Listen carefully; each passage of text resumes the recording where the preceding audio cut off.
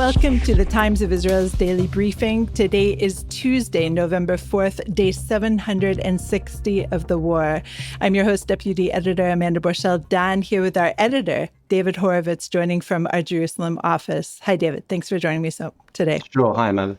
The intrigue surrounding the leaked surveillance camera footage from the Sde Teiman detention facility is widening. And David will update us on this very complicated case implicating the Military Advocate General's office and its many dramatic moments in the past few days, even. The Trump administration's draft of a United Nations Security Council resolution on establishing an international force in Gaza would reportedly give the U.S. and other participating countries a broad 2-year mandate to govern Gaza and be in charge of the security there. So the question is, could this be a step forward into moving into phase 2 of the 20-point Trump plan? All of this and more when we're back.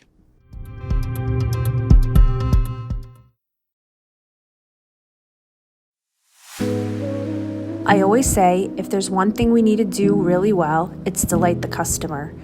Our goal is for everything we do to quietly fade into the background so the customer simply thinks, wow, that was really easy. What's made this journey so meaningful is the ongoing challenge of delivering personal connection and thoughtful, tailored service in a virtual world. And especially now, that connection feels more important than ever. We're one nation, one family. When we heard about Hayalim getting engaged and planning quick weddings, we knew we wanted to help. So we gifted them beautiful ketubas, a small but heartfelt thank you for their courage, their protection, and all they're doing for Am Yisrael. We hear it all the time. People are saying, this is the best company I've ever worked with. And honestly, that comes down to one thing, the care each team member puts into every single order.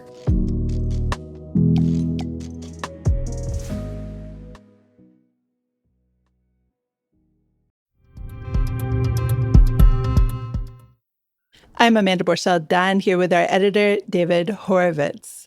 At recording time, a search is continuing this morning in Tel Aviv on a beach for the phone of the former Military Advocate General, Major General Yifat Tomer-Yerushalmi, which the phone police reportedly suspect is linked to her case and suspect that Tomer-Yerushalmi attempted to dispose of it on Sunday afternoon when she went missing. So to remind listeners, Tomer-Yerushalmi admitted last week to leaking a video in August 2024, which allegedly showed the severe assault and abuse of a Palestinian detainee in the Sde Teiman facility. This abuse was allegedly performed by some 5 or 6 Israeli reserve soldiers. Now, these reservists were arrested and their prosecution is ongoing. The former Military Advocate General is now suspected of obstruction of justice, fraud and breach of trust, and abuse of office for allegedly leaking, well, she actually admitted it, for leaking this video to Channel 12, which ran parts of it in August 2024. It is an extremely complicated case, and our military correspondent, Emmanuel Fabian, brought us up to speed on Sunday until the events that occurred on Sunday. So, David, can you take up the timeline from Sunday afternoon? I'll do my best, Amanda, but it is incredibly complicated. And the bottom line is that for several hours on Sunday, the former chief lawyer of the army was certainly missing. Her family appeared to be genuinely worried for her. There was a fear for her life. There were reports of one or more notes that sounded like suicide notes. And then she was found. She was found because apparently, again, I think there's lots of apparentlys that we need to sort of put in here. She apparently made contact with her husband, not from the phone that they're still looking for. Apparently had 2 phones, and was arrested soon after she was found, is being held along with her deputy. Her lawyer tried in vain to overturn that detention order, and the court wouldn't have it. She's reportedly under questioning claimed to have been very confused and not really known what was happening in those hours when she was missing. And there was a very serious search. A lot of police, helicopters, flares fired into the sea, and they've apparently been asking her what was going on, and she's apparently been confusedly unhelpful, doesn't know what happened to her phone, doesn't really know where she was, doesn't know what she was doing. That's it. Now, we can move into the speculative part, which is, since so much of her actions are acknowledged by her, we wonder what else she might be wanting to hide if indeed she deliberately got rid of her phone. I mean, she's acknowledged leaking this video footage, the context of which we have already discussed, as you said, with Emmanuel a couple of days ago. But this was footage ostensibly showing abuse of a Palestinian detainee who, by the way, was released back to Gaza 2 weeks ago under the terms of the current ceasefire agreement. She's acknowledged putting out that material. We know that there was discussion of it in a WhatsApp group of which she was part. We know that her deputy is suspected. We know that other members of the unit are allegedly involved. Some of them are being questioned and were not allegedly involved. I mean, like I say, it's quite confusing.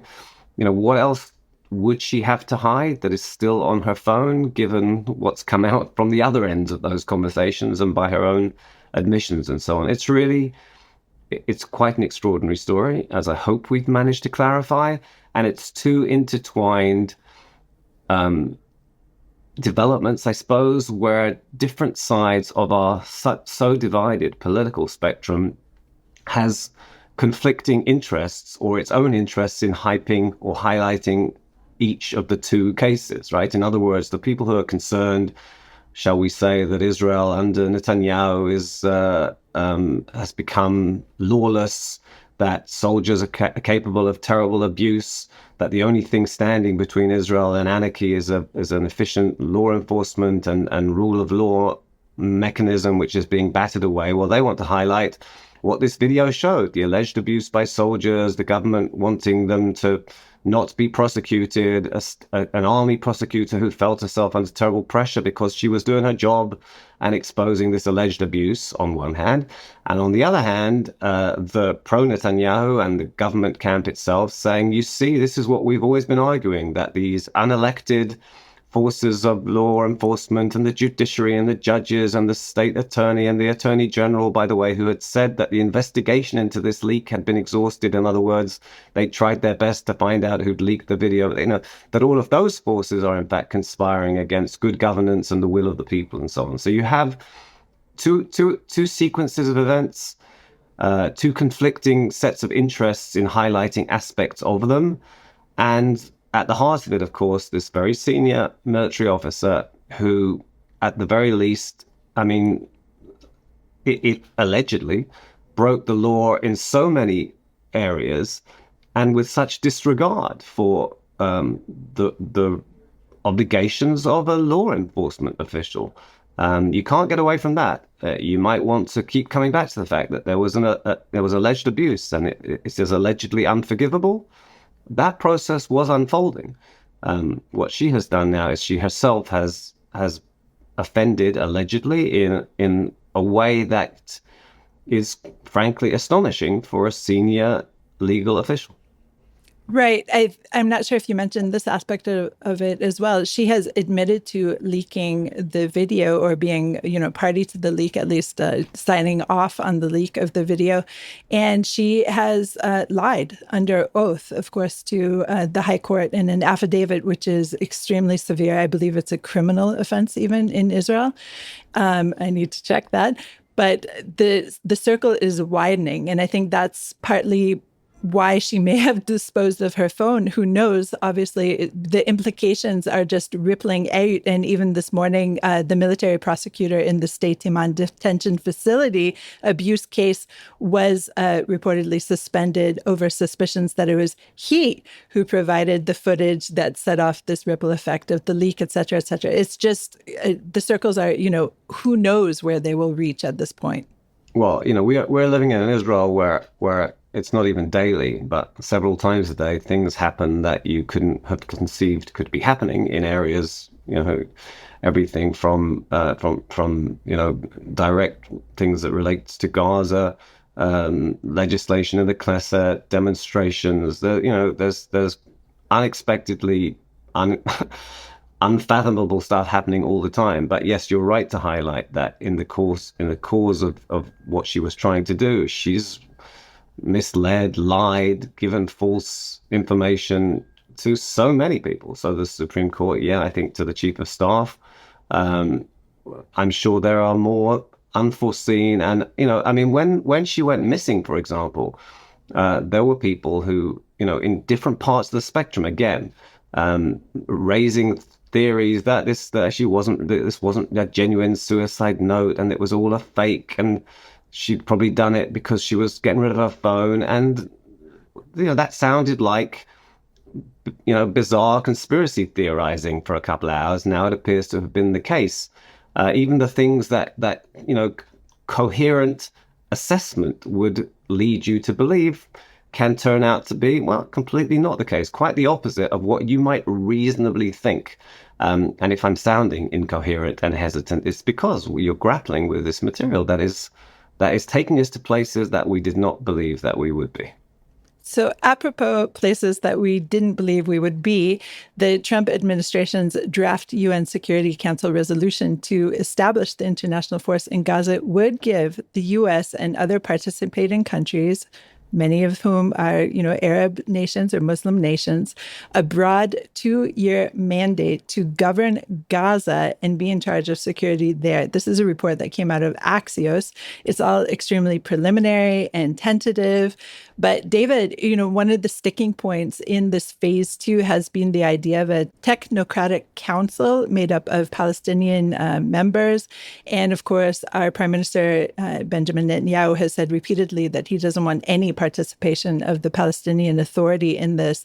And this kind of sounds like it could be a bit of a really creative, shall we say, workaround around this. Okay. I'm not sure how viable it is, but we don't know the full details.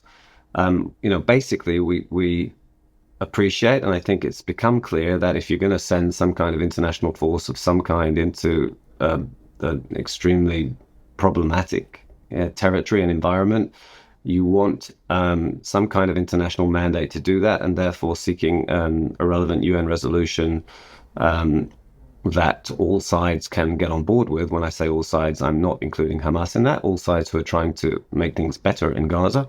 That makes sense. But I think there are two things that it's not clear yet how they would be squared. The first of which is who's going to disarm Hamas, and the timing for that process, and then who's going to serve in this international stabilization force, and how do those two elements intertwine or work together. That's clearly what they're trying to do. They're trying to make this work now. So, I don't see any evidence in the latest reports on what especially the US is trying to arrange here that provide reassurance that Hamas would be disarmed. I don't know how that works. That doesn't mean that they don't have a very good plan. It's not clear to me what that plan is. Is it Israel that's supposed to disarm Hamas? Well, Israel has relinquished 50% of Gaza. If it's not Israel, then who is? Are there other countries that are prepared to put their own soldiers' lives at risk in confronting a re-emerging Hamas, which, according to some reports that we've carried, has still about 20,000 people under arms, not all of them terribly well trained, but apparently 20,000 people with guns who are not fading into the background, largely in areas that the IDF doesn't control. So is the IDF going back into those areas? I don't think the Trump administration wants that to happen. Is Hamas going to voluntarily disarm? It is suggesting that it is not prepared to do that. So I don't know how that works. And then, you come to who governs Gaza when it's safe to govern. I think that's kind of a prerequisite. And indeed, Israel doesn't want Hamas. It doesn't want the Palestinian Authority. It really doesn't want Turkey. It doesn't particularly want Qatar. And you're left with, well, who does it want, and how would this work, and who would be prepared to get involved in Gaza if there is no ostensibly legitimate Palestinian element there? So those are two really, really problematic processes. and I don't know how they're going to be resolved. Obviously, the US and Israel are, cracking their heads and pondering this and trying to work out how to do it. But you see, even in minor things, relatively minor things, a couple of hundred Hamas people who are somewhere underground in areas controlled by Israel still and want to get back to their side. Can't blame them for wanting to do that. Can't blame Israel for saying, I really don't think so. Yeah, and you got the Americans saying, well, apparently, we think you should kind of let them back. Remember, they haven't released the bodies of 8 slain hostages at this stage, and they are not offering to disarm. In fact, they're showing every sign of doing their best to renew their kind of a rule of terror in the areas where the IDF has gone. So even on, relatively speaking, I stress, minor points, there are no easy solutions here. Okay, we are going on very long, even in our first half, but I can't help but ask you, David. I mean, you and I are both old enough to remember Iraq. We're old enough to remember Afghanistan and all the different operations of U.S. and British forces in both of these areas that were basically meant to be cleansed of terrorism. And I just wonder if we're, looking at another Iraq, another Afghanistan, another long slog that will have no definite end. Well, Gaza is not an easy area to solve at the risk of colossal understatement. We should bear in mind the astonishing achievement, just don't let's lose sight of it, that the Trump administration and the president got the 20 last living hostages out. That was the best leverage that Hamas had, and Trump managed to persuade Hamas. I mean, it doesn't matter at this moment how he did it. It's very relevant, of course. He got the Qataris and he got the Turks and he himself somehow managed to persuade Hamas that their interests, because that's the only reason they did it, were served by them not retaining these hostages. Now, I don't know how you get Hamas to decide that it's in its own interest to disarm.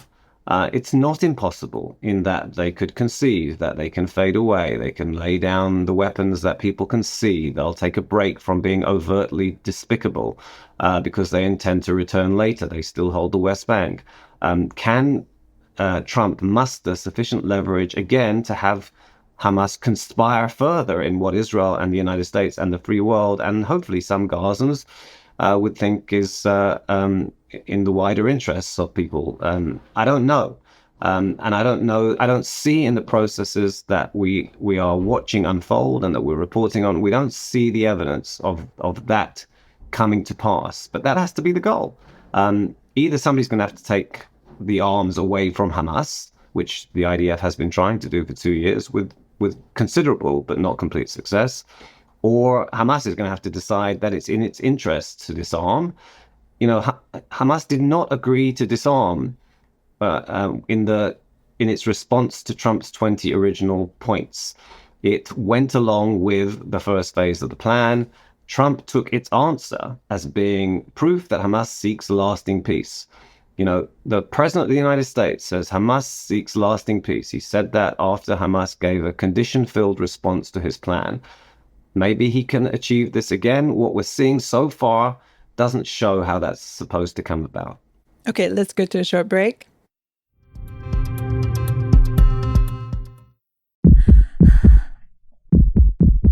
On October 7, I was here at the Nova Music Festival. I ran for my life, hid for 7 hours. Terrorists shot me twice. Thankfully, I survived. I'm still dealing with trauma, and I'm not alone. 3 million Israelis are in trauma. They need mental health care or physical rehabilitation. Wounded soldiers, families, and scared children. Since 1912, Hadassah has been a life-changing force in Israel. Today, Hadassah has 2 world-renowned hospitals, pioneers breakthrough medical research, cares for youth, and has built the much-needed and largest rehabilitation facility in Jerusalem. Thank you to everyone at Hadassah Hospitals. You've been helping me, and so many others. And a special thanks to one nurse, my mom. I love you.